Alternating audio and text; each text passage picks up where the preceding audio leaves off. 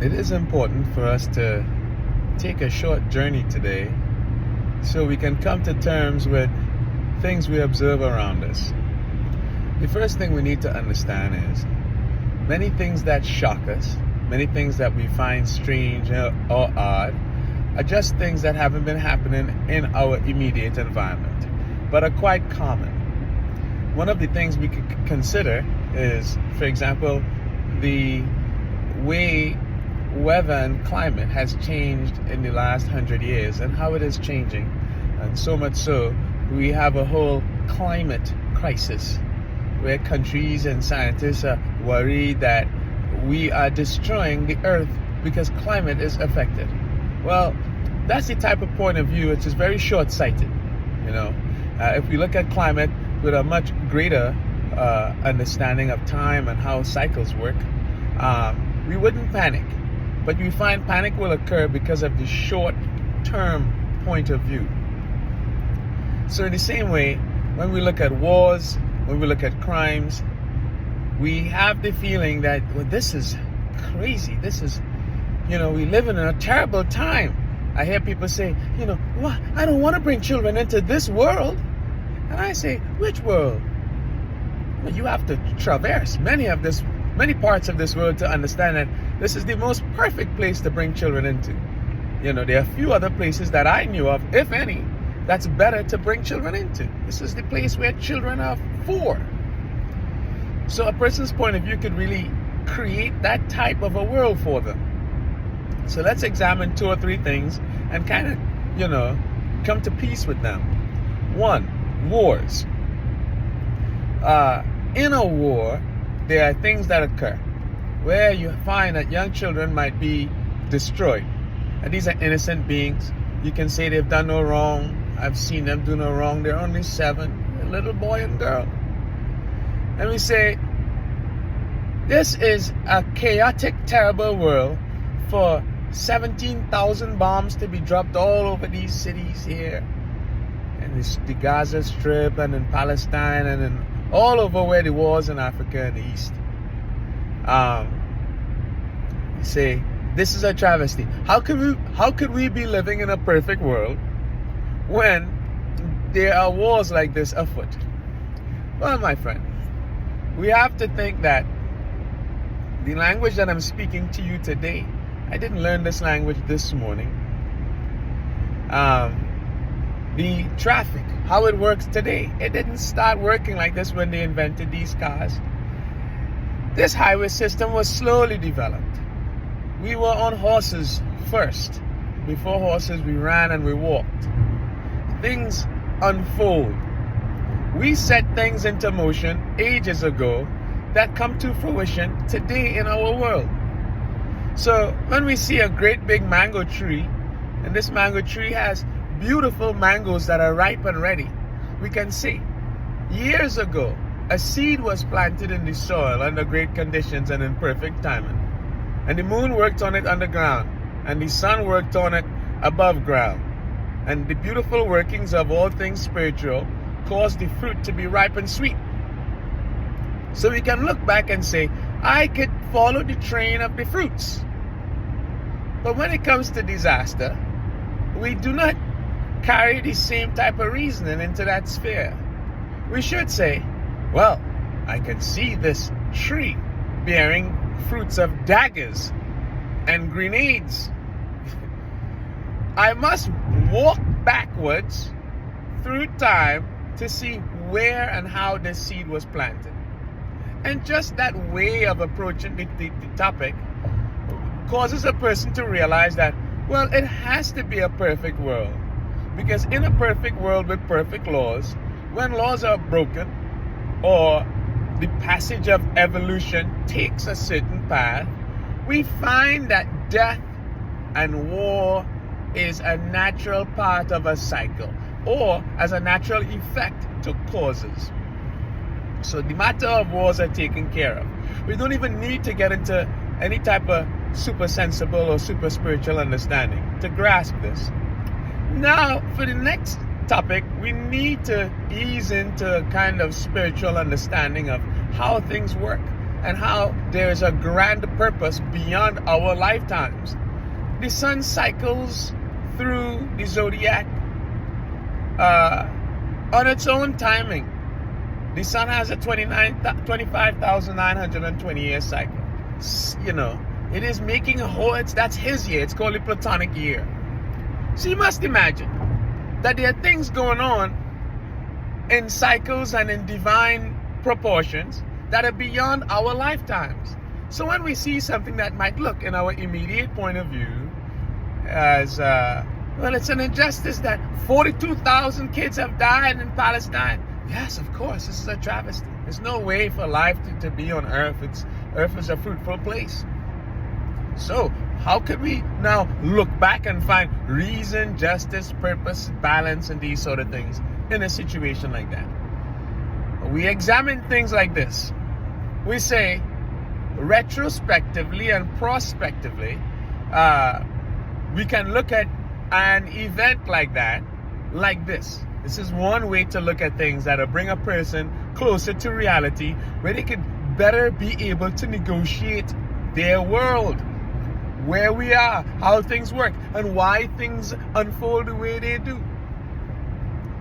The 7-year-old child is with a great family in a region where a war has started. Bombs are being dropped, and unfortunately, a bomb is dropped on this young lady's house, and her family is destroyed, including her. Now, we have to get into the idea that the human being is not just here for the 12 years, 7 years, or the 72, 74 years that they're going to live on this earth. We have to realize that the human being's body is not who they are. Every 7 to 9 years or so, we drop the body and we get a new one. Something remains inside. Something that is a little bit less tangible. Something that we recognize in the eyes of our friends. When we think about them and we have feelings about our love for them, we do not think about their bodies. For behold, we think about their feelings. We think about their desires that they have and how we connected with those feelings and desires. So, here we must find that the human being is an eternal being. And his time on earth is a process of growth. We find that the human being is like a plant, where the species of the plant is going to live forever. And the human being drops a seed on the earth, and this seed grows into a flower, and this tree now dies. And when this tree dies, the archetype of the tree remains in the seed going forward. The human being remains as a seed in the spiritual world through his eye, through his spirit. And the process of reincarnation, which many people misunderstand, people think you come back as a goat and a frog and these type of things. This is not the case. The case is like this. Human beings are different from animals. We have a soul and an eye and an identity. This identity drops down into an appropriate location and place and time, with a family and situation that is appropriate to their development, to their previous lives. This is where angels and stuff come in. They help us find these things. A part of their job is to help us find our way to great parents, the ones that we deserve, the places that we deserve to born in, and as a part of our evolution, the places that we need to reconnect with certain people and continue a journey. This thing is not haphazard. The idea that, we're just here, we don't know what's going on and nobody knows. I mean, that's really silly. I can imagine, I don't want to say anything about any particular individuals or people to feel a certain way, but I look in the mirror and see the dumbness that I am sometimes. So it's very good and proper for us to say, it'll be silly for us to think that nobody else knows. It'll be silly for us to say that things are haphazard and the human being is just like an animal. That'd be silly. It takes a small amount of reasoning for a person to get to the idea of grand purpose and design. Now we have this 7-year-old child here. The bomb hits the child and the child has died. Now we look backwards and we say, well, this person has had many earth lives, and leading up to this earth life, in the time before they were born, in the spiritual realm, this person had a plan. Their plan was unfolded exactly as it did when the bomb dropped. So you have to consider one thing: the being that is eternal, the identity that is unfolding through different earth incarnations, and also through the activity in the spiritual realm in between earth incarnations, that this being has an awareness. This being knows things, so that at the moment of death, when the soul starts the journey back into the spiritual realms, there is a feeling in this soul, no soul really leaves this plane. I would say no soul really leaves this plane.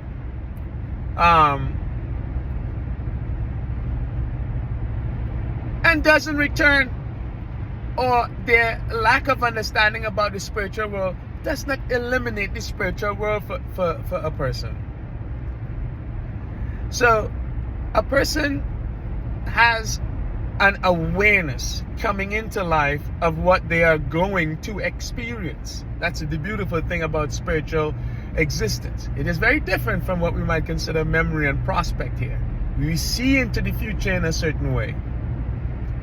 So retrospectively, we say that the person in the spiritual world knew that they were going to die at 7. They have set this up for their own journey and preparation for the next life.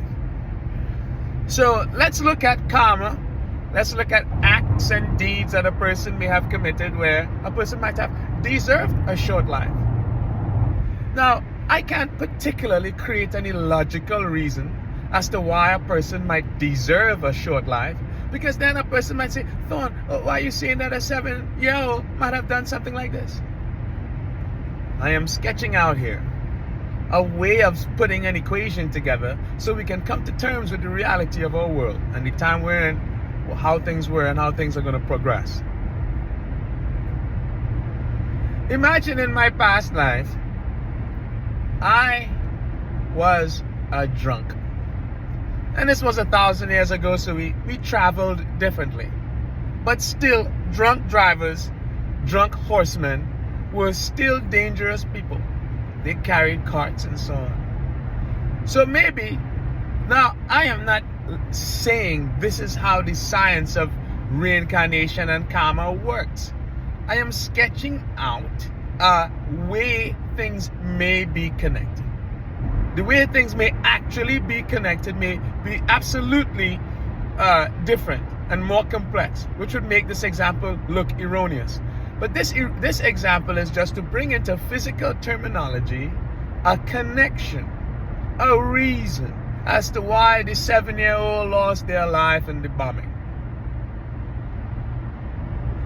In my past life, I was a man. Not very reasonable and responsible, and I drank. I beat people and stole from them. And in one of my drunken escapes, I managed to kill a 14-year-old twin. 2 girls walking home picking flowers, whatever girls did back in the day, and they died. Now, there may be many other aspects of my life that I will have to deal with, but it could be where an exchange was made, a reckoning was necessary, where a child or a person might meet the same fate that they caused another, because that kind of reckoning could only take place in the physical world. I have used a very crass example here so that it would be very easy to understand. It is not wise to extrapolate this example through all aspects of life and all deaths and stuff like that. That'd be incorrect and improper. But this is retrospectively where we can say a person, this is one case, I'll give another case that's on the more positive end. A person created for themselves in the future a debt, an owing, of a short-lived life.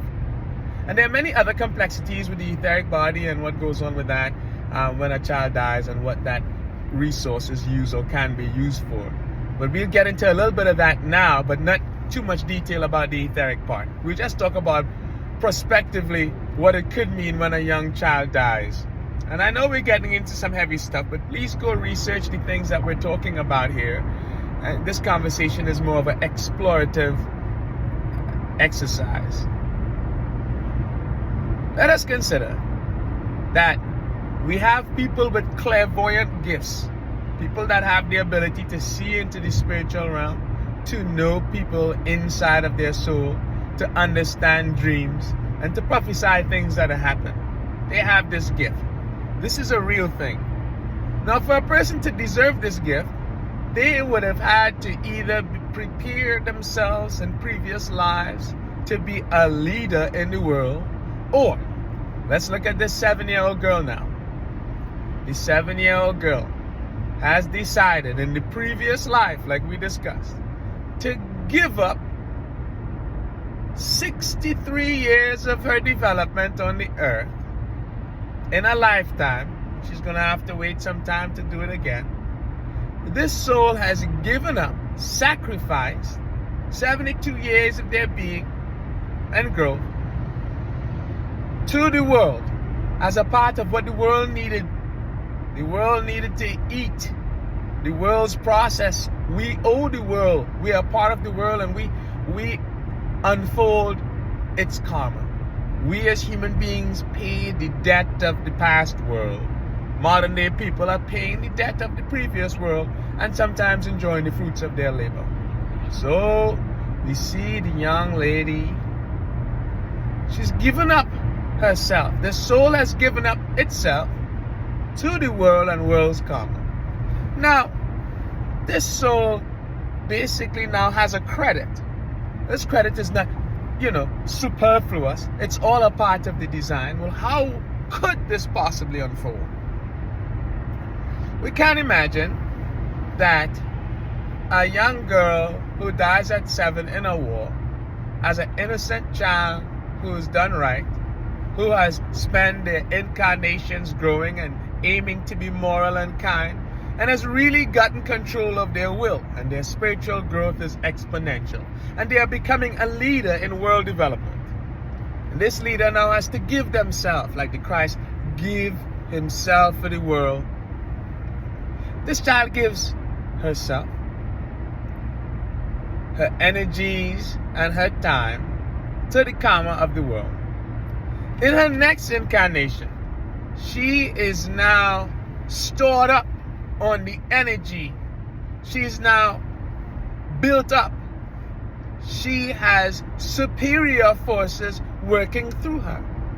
She is going to be born, or he, let's say she, in the next incarnation with superior gifts and acumens and talent.